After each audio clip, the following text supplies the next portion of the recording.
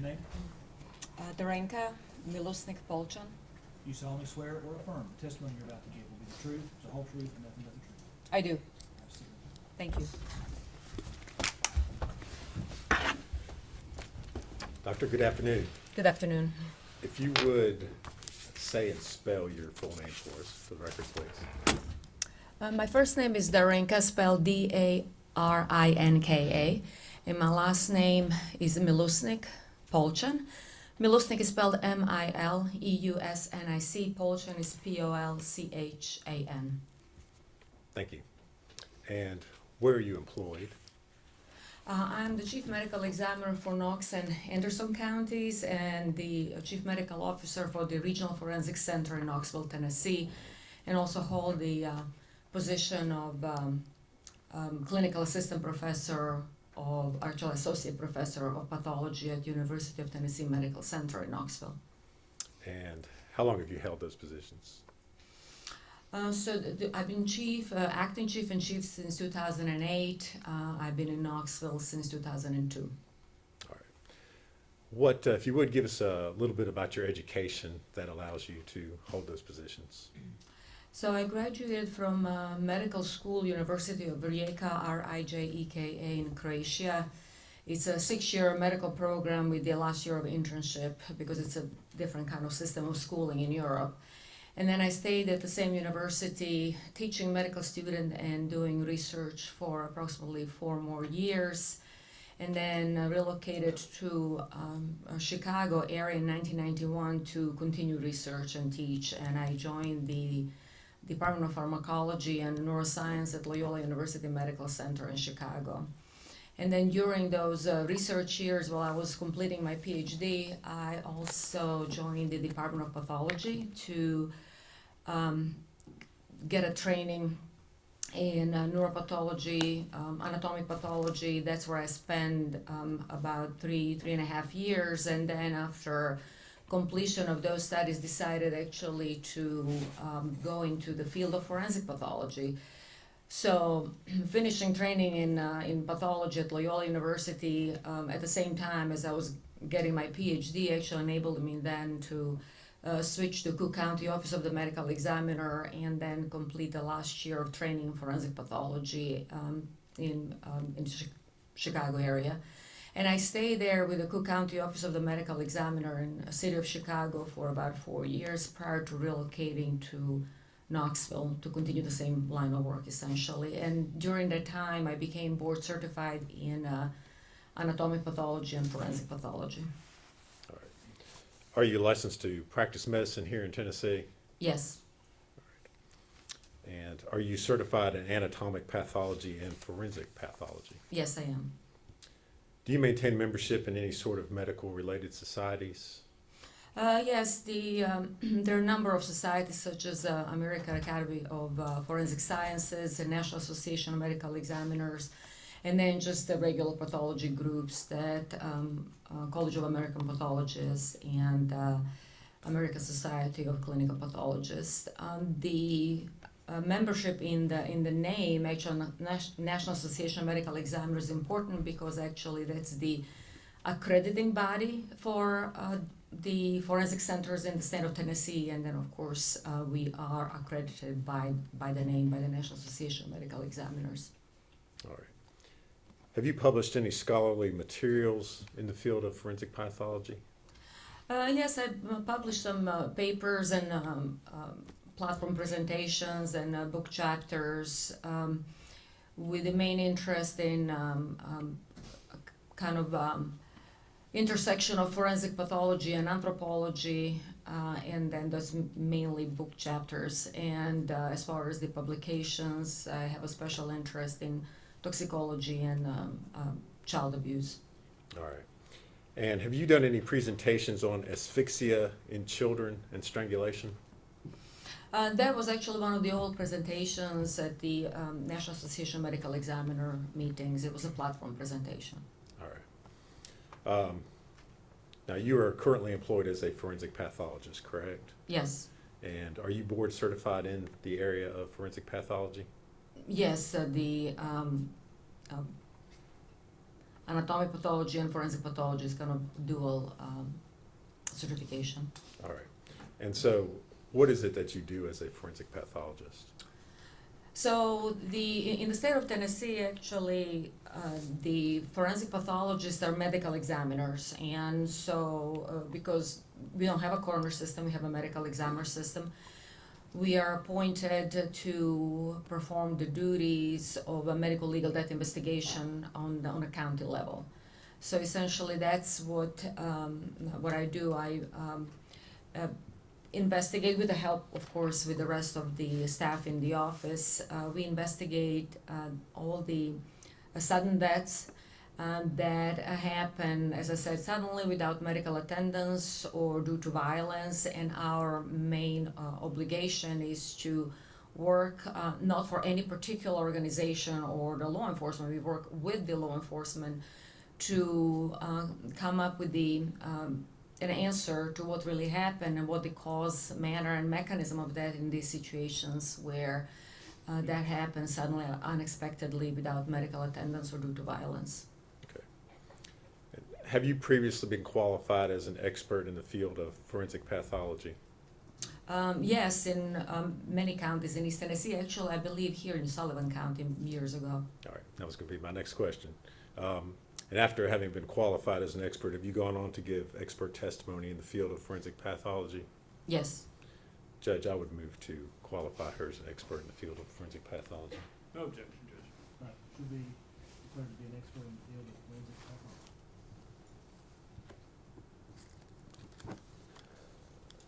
Dr. Mileusnic, at the request of the District Attorney's Office here in Sullivan County, did you review an autopsy that had been performed by Dr. Matrina Schmidt, as well as other case materials involving the death of Evelyn Boswell? Yes. And if you would, tell us what materials you reviewed. So I reviewed everything that was available when I was approached to originally look at the case, and I can list all the entries that I compiled in my report if that's Sure. acceptable. So what was available to me at the time of review and writing of my report is the birth certificate for Evelyn Boswell, Indian Path Medical Center birth records, Premier Pediatrics medical records, Mountain States Medical Group Urgent Care medical records, Bristol Regional Medical Center medical records, then autopsy report performed and signed by Dr. Schmidt, autopsy photographs, scene photographs, TBI forensic biology reports, several of them. They were dated from March 11, March 25th, April 22nd, and then TBI toxicology report dated March 19th, that's 2020. And then National NMS, which is the National Medical Toxicology Lab, both technology forensic case report, summary of facts by the Attorney General's Office, and the presentment State of Tennessee, Sullivan County Criminal Court case S72869. All right. And these materials, are they typical of what you would normally review in preparing an autopsy? Yes. All right. And based upon your review of those materials, did you form an opinion as to the cause and manner of death of Evelyn Boswell? Yes. And what was that opinion? So my opinion was that Evelyn died of asphyxial death, and that the manner of death was homicide. All right. And again, you reviewed the autopsy that had been done by Dr. Schmidt.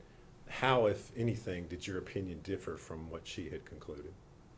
In essence, actually, our opinion did not really differ much, except that in my report, and that's the kind of luxury of writing a kind of expert review report versus the just regular autopsy report, is that I specify several different ways of asphyxial death or different mechanisms of it.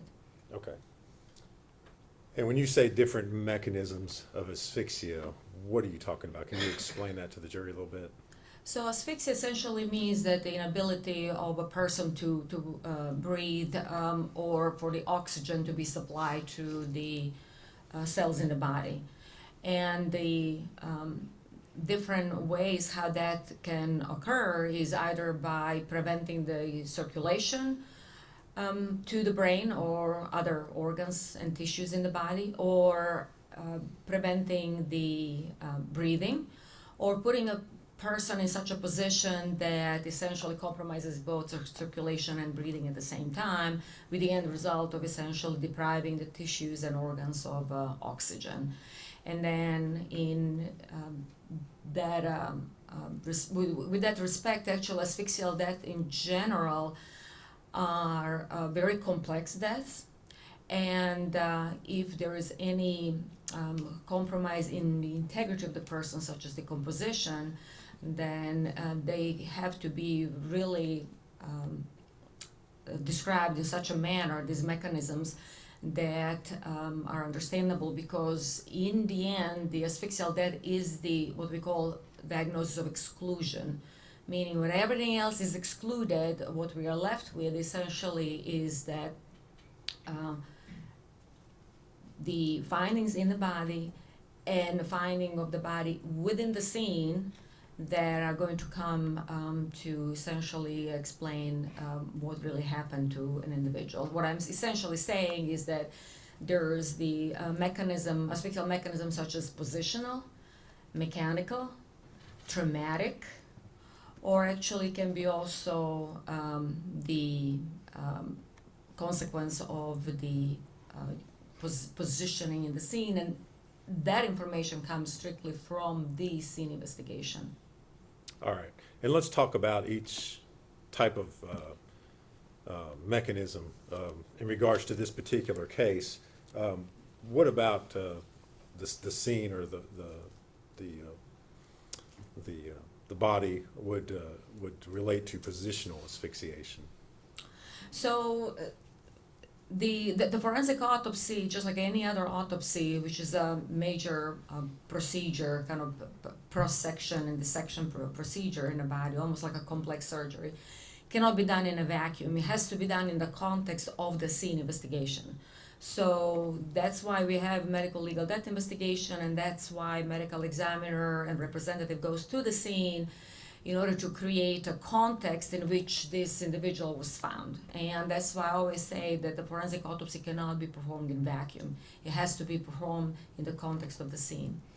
And then that's how essentially we approach this particular case, whether it's Dr. Schmidt or me reviewing it, is that in the context of the case, we have an individual who is now wrapped in multiple layers, or we can talk about it in a minute, who is positioned upside down in a confined space and in a position that prevents essentially breathing. And that's why I say the components of positional asphyxia, that's being upside down in a contorted kind of letter S position, mechanical asphyxia with the different objects essentially covering the individual's face or the body, and then traumatic asphyxia because of the positioning that is going to prevent the movement of diaphragm and breathing.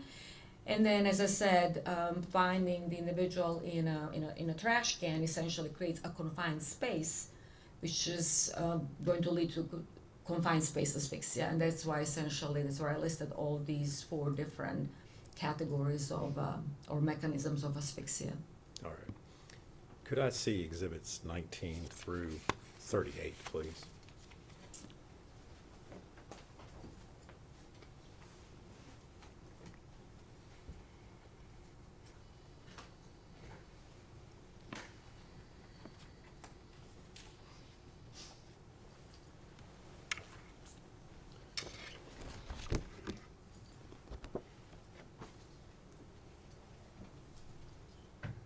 Dr. Mileusnic, I'm going to show you what's been previously admitted as exhibit number 19. And if you would, kind of tell the jury what they're looking there and how what they're seeing relates to the mechanisms of asphyxia. Can I show on the screen? Is there a pointer up there? It looks like a flashlight. There's a pointer? Yes, if you don't care. So what we are seeing is the trash can with the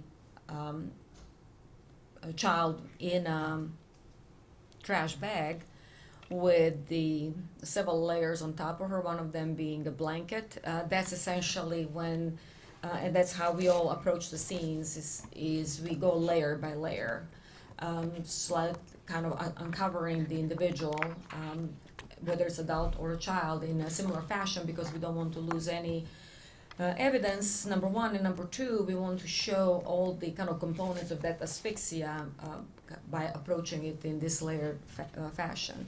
And then we can see the body of the child in an unzipped kind of onesie in an upside down position with some of her body parts showing up. So essentially, when I was telling you originally positional asphyxia, she's upside down, and we humans cannot breathe like that. There is a confined space asphyxia because of the trash can and her head being all the way down. Mechanical asphyxia because several different layers covering her face, which we'll analyze in a minute. And then traumatic asphyxia just from her body being in like a kind of reversed S position, totally crumpled and compressed in such a way that she could not breathe. There is no expansion of the diaphragm or movement of the intercostal muscles between the ribs that allow us to breathe in a position like that.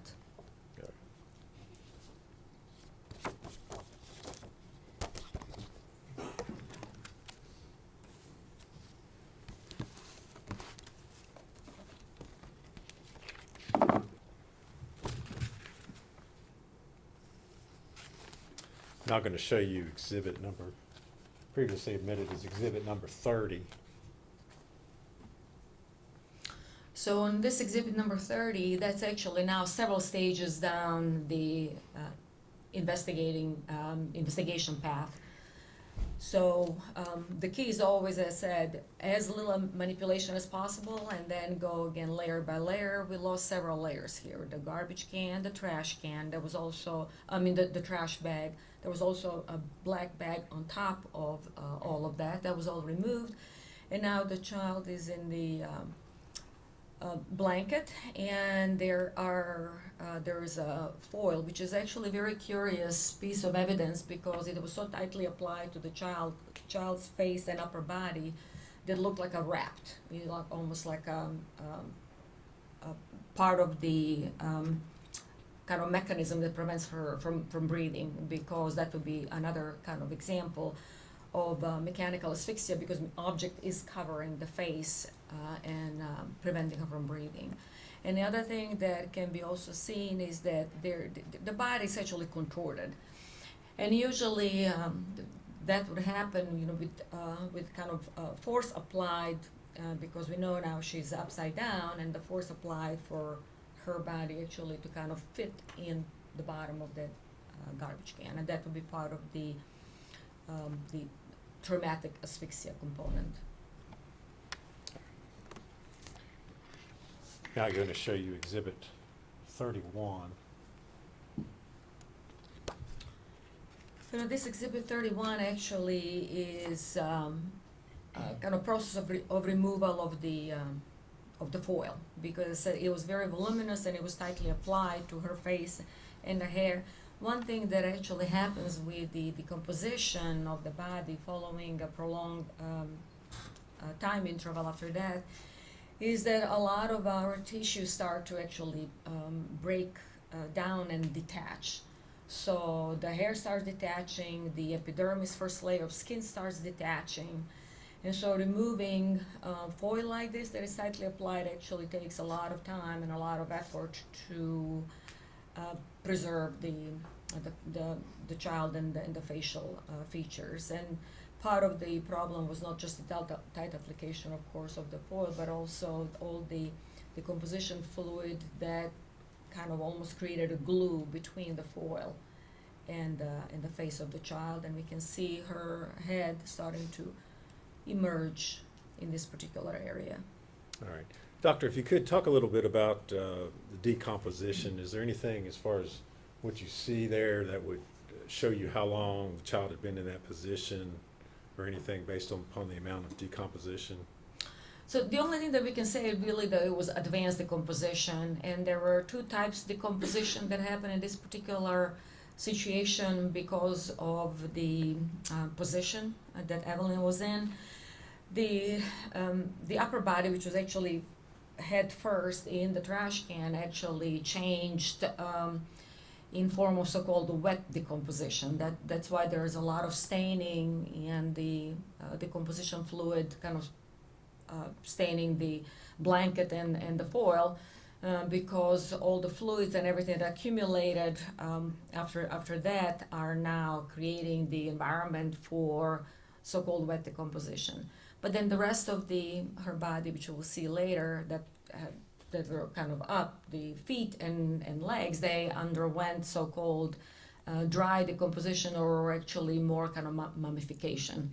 So the only thing that we can say it's advanced, but how long really it took, it really just depends on many factors, such as temperatures that were around that body, and of course on the layers applied on the body surface, because that will prevent some of the flies or some other predators from coming to the body and expediting, fastening the decomposition. Okay. And did you notice that in this particular case, you mentioned the flies and the larvae? Yeah, there was some pupae, but did not really have like a direct access necessarily to the body, so there was not a lot of the maggot or activity at the time of her discovery. Okay. Now I'm going to show you Exhibit 32.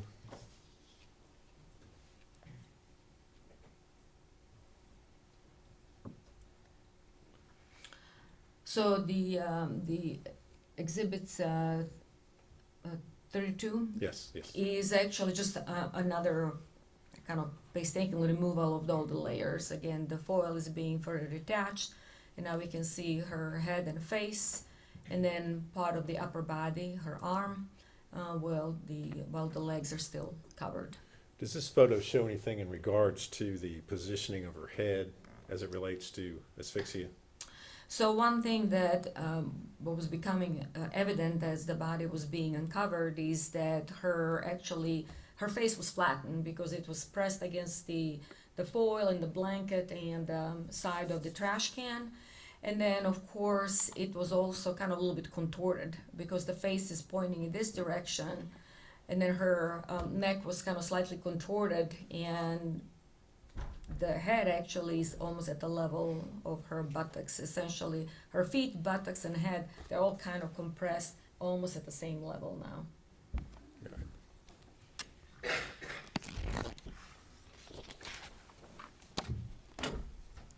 Now I'm going to show you Exhibit 34.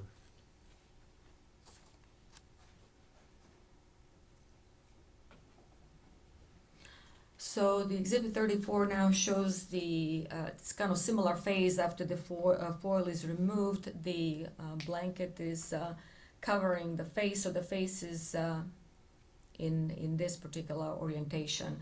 And again, the difference between all the fluids and wet decomposition staining the blanket versus just dry desiccation of the arm and then feet. So two kind of different processes happening at the same time, wet decomposition and dry decomposition or mummification. Anything that you could tell in regards to, I know that the foil's been taken off in this particular photograph, but in regards to the positioning of the foil and the blanket as well, is there anything you could tell as far as whether that was haphazard or intentional? Well, the child appeared to be wrapped, so that would show intentionality, because it's not that she was just put in a garbage and then a blanket on top of her. She was definitely wrapped in a blanket, and it took a while to actually remove all the layers and unwrap her. So the way how she was found shows intentionality. As far as the changes on the blanket, one thing that happens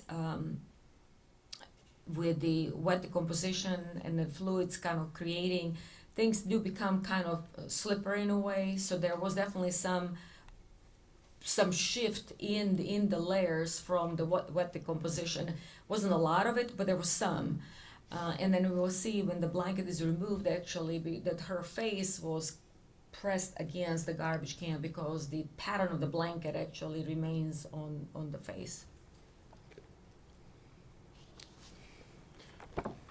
Next, I'm going to show you Exhibit 35.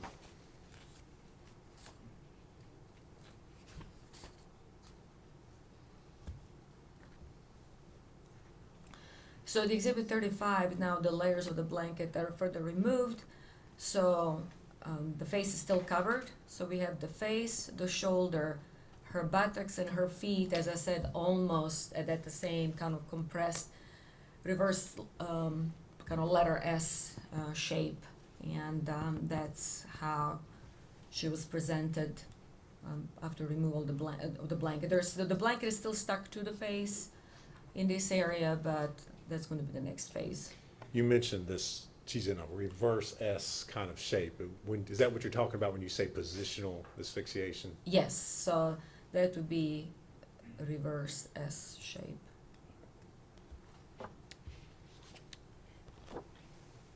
Next, I'm going to show you Exhibit 36.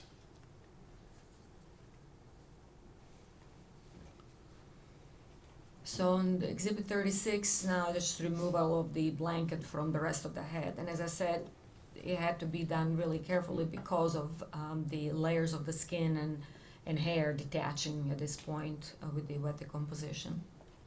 All right. Can you tell anything in regards to the onesie that she's wearing in that particular picture? I'm sorry? The onesie, the clothing that she's wearing. Yeah, the onesie actually was unzipped. And there was also a diaper on the body.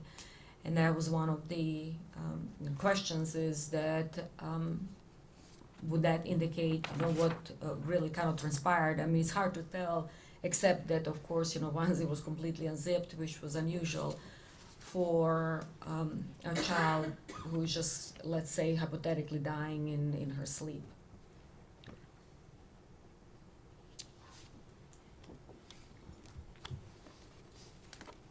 Now showing you Exhibit 37.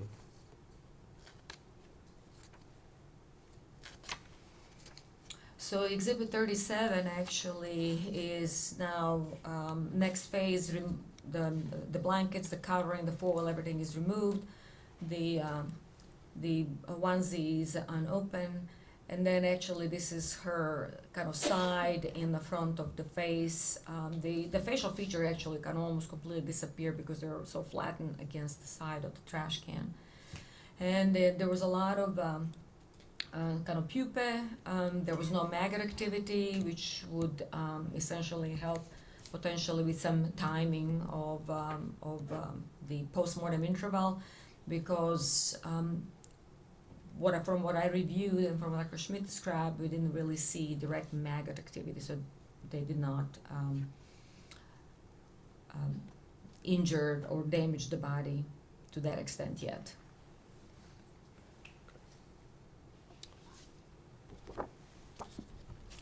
And now showing you Exhibit 38. And essentially what's happening now is that her body's kind of being unfolded.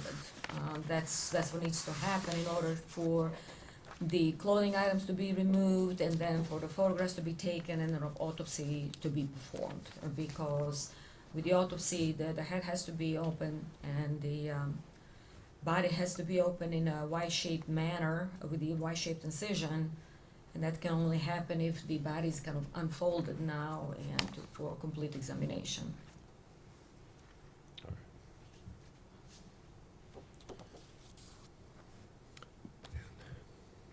Dr. Mileusnic, did you, as part of your review of the records in this case, review the child's pediatric records? Yes. Do you see anything in there that would indicate to you that she would have died from something that was medically related, any medical conditions? No, she was considered a healthy child, and all the milestones were reached in timely manner. All right. And what about the possibility of her dying from some sort of rollover death? So she was not an infant anymore, so she would already be in a kind of toddler stage, and I've never seen overlaying on a child older than 8 months. Actually, 6 months is even pushing it, because it's just not easy to overlay a child who can already move, flip, and it's just not that easy, even for an adult, to overlay a child of that age. And I've never had a case like that. The only overlay of a 2-year-old that I had was actually a homicide. All right. Dr. Mileusnic, are you aware whether the state of Tennessee Department of Health maintains statistics on rollover deaths as far as the age of children in Tennessee? Yes. And have you had an opportunity to review those statistics? Yes. How many children last year under the age of, or over the age of 12 months died of rollover deaths in Tennessee? None. How many children in the last 10 years over the age of 1 in the state of Tennessee died from rollover deaths? We all of those we call like unsafe sleeping environment deaths, and none of the children who died of overlaying, rolling over, unsafe sleeping environment were older than a year.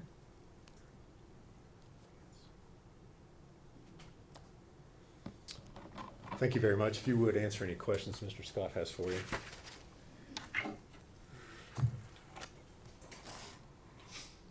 you want any of these photos? No. Okay. Just thought I'd ask.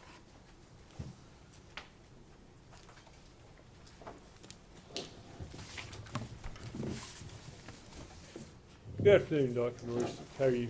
Good afternoon.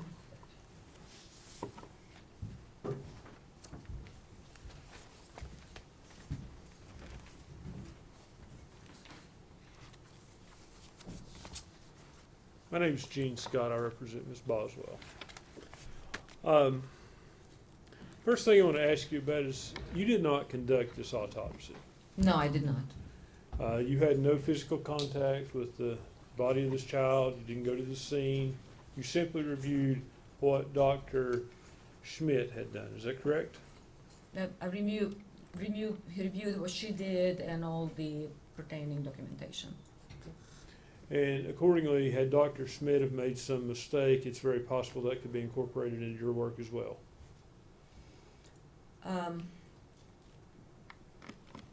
That's a very complex question. I cannot answer yes or no. May I explain? Sure. So the point of having an autopsy report is to objectively describe the findings. And then the only subjective part of the autopsy report, the conclusion as to what happened, that's essentially Dr. Schmidt, in this case, conclusion as to what the child died of, cause and manner of death. So the objective findings, such as photograph, tissue sampling, should be part of the description of the case that should not be influenced by one's opinion. Now, my opinion is going to be based on those facts plus the scene investigation. So the question was, if Dr. Schmidt made a mistake? She made objective observations and put them in her report that are corroborated with photography and tissue sampling. So anyone reviewing the case can come up with his or her own conclusion as to cause and manner of death. So if she made some wrong observations that are mismatched with the photographs, autopsy photographs, scene photographs, then I should be able to notice that and comment on that, but I haven't noticed any mismatches. So essentially, her conclusion as to the cause and manner of that is that's her subjective thing. I followed my own kind of line of reasoning and conclusion reviewing based on not just her report, but the scene photographs and autopsy photographs, which are documented for posterity, and anyone can review them and come up with the objective kind of a conclusion as to cause and manner of death. So the short answer would be, if she made mistake with observations, I should be able to identify that in the photographs, and I didn't. Were there photographs of the internal organs? The photographs of the internal organs were not available. We frequently don't take those during autopsies, but we do sample organs to look under the microscope, and that was done. Okay. Yeah, you described this was a diagnosis of exclusion. Can you explain what that means? So by saying asphyxial deaths are frequently diagnosed exclusion means that we found an individual in a position that prevents breathing, but there is no mark on the body. And I've done thorough investigation. Unlike in this case, there are plenty of marks on the body. But what we say with the diagnostic exclusion, for example, is that if I have a drowning victim and I have absolutely nothing else on the autopsy, no heart attack, no evidence of seizure, no evidence of trauma, no evidence of drugs, well, the only now conclusion is that I excluded everything else, and therefore drowning as a part of the asphyxial death is the cause of that. So that's what I meant by diagnosis of exclusion. Okay. In this case, as it relates to the medical reasons contained in the autopsy, and I'm not talking about where the child is found at the scene, but at the medical conclusions, were you able to come up with a cause of death? So there was no other reason for this child to be dead because there was no evidence of infection or any or tumor or anything like that was identified at the time of the autopsy. And the review of the medical records, which is always mandatory for forensic pathologists to review medical records, birth records, pediatric records, did not indicate that anything was wrong with the child, such as seizures or anything of that sort. So this child had no objective way or reason to be dead. And as I said, the tissues were sampled, and even with decomposition that sets in the organs, if there is some major infection in the body, it would have been identifiable, and it was not there. Okay. What is sudden infant death syndrome? Sudden infant death syndrome is actually an abandoned, antiquated term that was used to describe sudden death in a child that essentially had negative autopsy findings and negative scene investigation, which means that we don't use that term anymore. That was antiquated because it was never a syndrome. It always, syndrome means that there is a constellation of symptoms, findings, and signs that would kind of create this entity that one can actually have the reason for this person to be sick or dead for that matter. So there was never a syndrome. It was never a constellation of findings. What it meant actually is that we didn't find anything at the autopsy, therefore it's kind of this SIDS, nebulous diagnosis. Now we actually know with the scene investigation and the advances in our field in forensic pathology that those situations where death is with no findings at the scene or in the autopsy are extremely, extremely rare. We call them sudden unexplained death in infancy, so SUDI. So that's a new term that we use. And I can tell you with the proper investigation, the proper scene investigation, proper autopsy, and proper ancillary studies such as microbiology, histology, toxicology, the rate of those SUDI unexplained deaths is extremely, extremely low, actually almost non-existent. So you're telling me that if another pathologist said this child could die of SIDS, they're just wrong? Yeah, he's wrong, or she is wrong, because SIDS doesn't exist. SIDS never existed. So if that pathologist is using the term SIDS, that pathologist needs to go back to forensic school. Probably not competent. Exist. I'm sorry? Probably not competent. If he or she is using SIDS, that's not a competent pathologist. At this day and age, that's not a competent pathologist. Okay. What did you call it? The new syndrome? But it's actually not really a syndrome. It's a sudden unexplained death in infancy or unexpected death in infancy. It means that we exhausted all the investigative capacity and thoroughly done autopsy with sampling and ancillary studies, and we found absolutely nothing.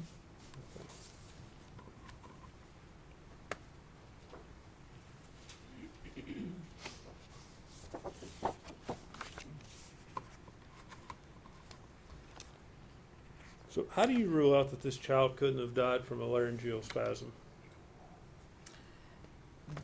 Because laryngeal spasm needs to have a reason for that to happen, and I've never had a case of a laryngeal spasm in a otherwise healthy child.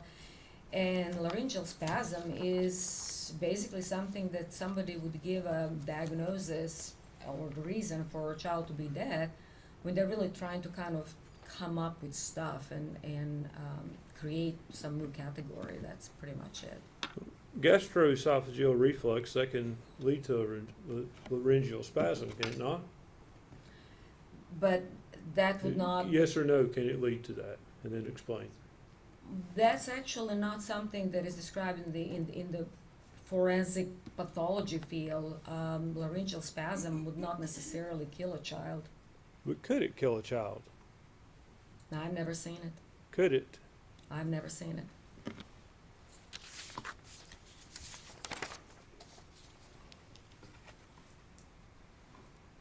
In Dr. Schmidt's report, she states that the possibility that the decedent was alive when placed in the trash can cannot be excluded. That's correct. That's what she stated. Okay. Is that your opinion as well? I believe she died in the trash can. Okay. You have no proof to show she was alive when she went in the trash can. I have all the proofs of her not being able to breathe once put in a trash can. Doctor, you don't know if she was breathing when she went in the trash can, do you? She would not be able to breathe no matter what. And as I said, because of the composition, of course, we were a little bit handicapped as far as being able to completely examine all her tissues and organs. But there was no reason for this child to be dead, other than being in the trash can, not being able to breathe. You can't say conclusively she was alive in the trash can you? She doesn't have a reason to be dead. And I never had an autopsy on a child older than 1 year old for no reason to be dead, except that she could not breathe in that particular position where she was placed. Yes or no, can you say conclusively that she was alive when she was placed in that trash can? She could not breathe in the trash can, so that's my main conclusion. Are you refusing to answer my question, doctor? No, I'm just saying that that child could not breathe in the trash can. And I'm asking, if I may, yes or no, can you say conclusively she was alive when she was placed in the trash can? No, she might have been dead because her foil was on the face before being placed in a trash can. She could have been dead because she was put in a plastic bag before she was placed in a trash can. Obviously, the foil, the bag, 2 bags, the blanket, tightly covering her face would prevent her from breathing. So all of those things had to happen before she was put in a trash can. So all I'm saying is that all those components, could have they actually brought her to brink of being dead before being put in the trash can? Sure. But the trash can definitely did not help. Okay.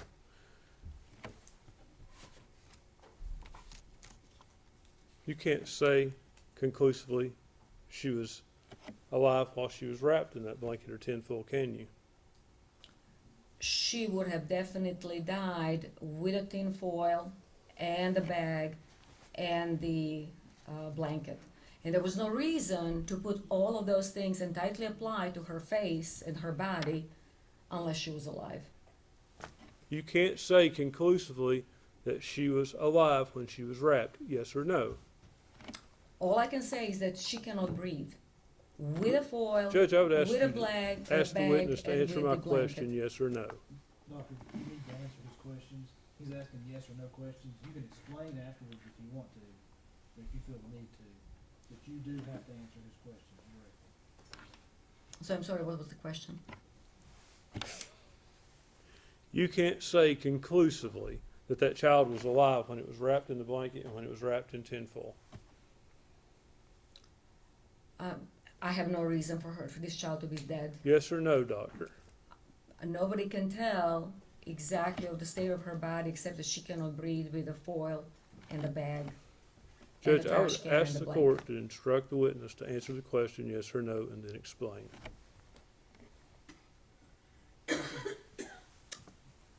I'm not really sure. I'm not being mean to you. But he's asked you the question. The answer is either yes or no. And I'm instructing you to the best of your ability. Answer yes or no, and then you'll have an opportunity to explain.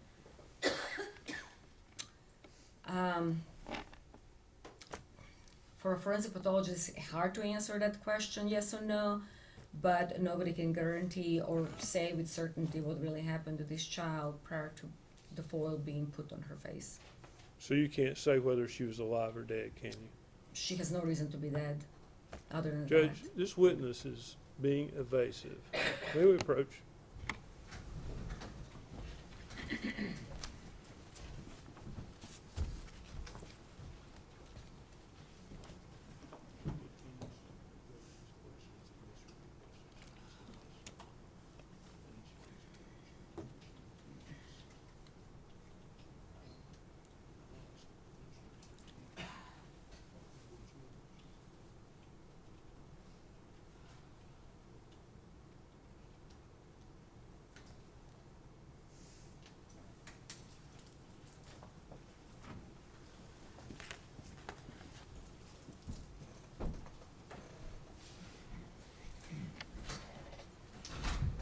All right.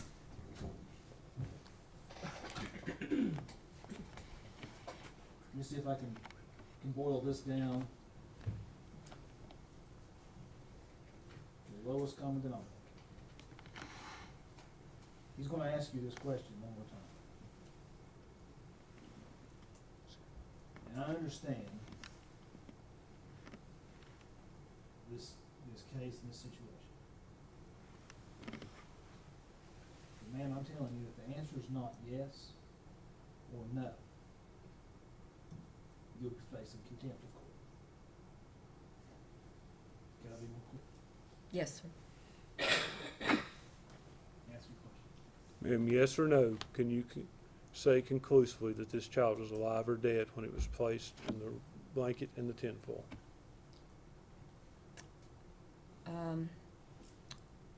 The blanket, tin foil, the trash can, which one? Okay, the answer is no. She could have been murdered a different way. Thank you, doctor. Redirect. One second, Judge.